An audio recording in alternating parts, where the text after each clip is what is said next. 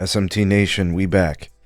Nation, Dish is putting the pressure on, and they're putting the pressure on T-Mobile, and they're taking it to the political streets.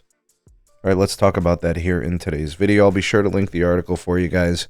You could find the link in the description. Ways to support the SMT YouTube channel in the description as well.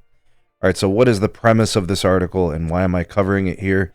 It's because Dish is really starting to put the pressure on the FCC to do something about the spectrum situation in the industry. Now, most of this is directed at T-Mobile, and I will say there definitely is some merit to the concern by Dish. Now, ultimately, at the end of the day, what Dish is saying is that there are some carriers, T-Mobile, who simply have too much low band, and the rules need to change in terms of a spectrum screen.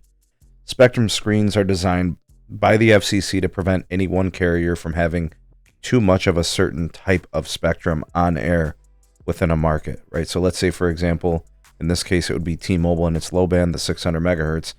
They have basically national holdings for it, and plenty of it, right? In most places, they have like 15 or 20 megahertz paired, and in some places, they have even more because, you know, they're buying it from Comcast, or they got it from Columbia Capital, or what have you. Right, so that's what Dish is pissed about, and they're saying that the FCC needs to adopt new rules to update and be more modern for what has happened in the industry over the course of the last several years. And they have a point. The industry is different. The industry has consolidated. T-Mobile has merged with Sprint. There's no low band left.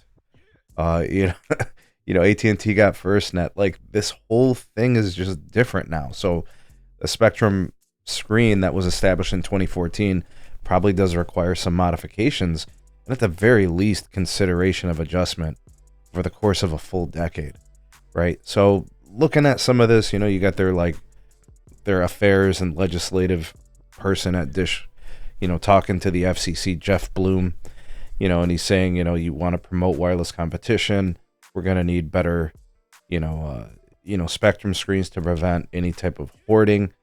And the crazy thing is, guys, is like, how are you going? That's the pot calling the kettle black, right? It doesn't make any sense. Like, Dish was literally hoarding spectrum, just consuming it and buying it at auctions, and then just waiting for it to appreciate in value, and then look to sell it. And then they ended up getting involved in the merger and having to build a network anyway.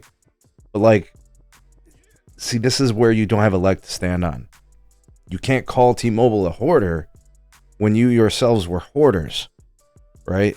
And to their due, I mean, Dish built a network, so it's not like they ended up hoarding it after all. But, you know, we know how that all played out. So you guys know where I stand on all of this. I do like a competitive industry. I want to see Dish be viable. Do they have an argument here? Yes. Are they the right group of individual that is the right company that should be saying this? Probably not. The company that should be saying this is probably Verizon because they didn't get any type of low band handouts, right? T-Mobile, obviously, with the merger, huge benefits there. AT&T, FirstNet. Now, Verizon did consume a bunch of regional providers over the course of the years. Maybe that's why they choose not to engage in these types of battles. I don't know, right? So maybe it's just all those things, right? So, but yeah, I actually agree with Dish. I think there should be a screen. I think very specifically T-Mobile needs to be monitored. And I will say that a company like T-Mobile, you know, you really don't want them owning too much low band. What you really want them to do is build a deeper layer of mid-band capacity, right? And I mean that towards all carriers, AT&T and Verizon. I really want them to build deeper mid-band networking. So that means densifying and not relying on low band for any form of capacity. In my humble opinion, in the future, I see low band as simply a calling frequency, right? So 600 megahertz for Dish and T-Mobile, the 700 for Verizon and AT&T. To me, those bands are calling bands. There just isn't much bandwidth there to really carry much data traffic. I know a lot of folks in rural America are thrilled with the low band. That's nice. But what you really should want are more towers, right? And a dense network, you know, you can put mid-band on all these towers and they should be able to hand off with full power.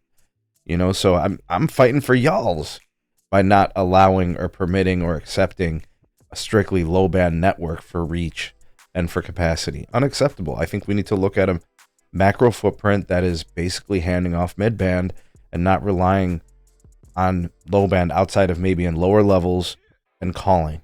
You know, I really don't like the application of low band for anything other than those things. But what do you guys think? Does Dish have do they have a good argument here? Is there a basis for it? Do you guys agree with me that they're the wrong company to be talking about Spectrum screens? You know, sound off in the comment section below. You're all the voice of the people, the SMT Nation. Let your voice be heard.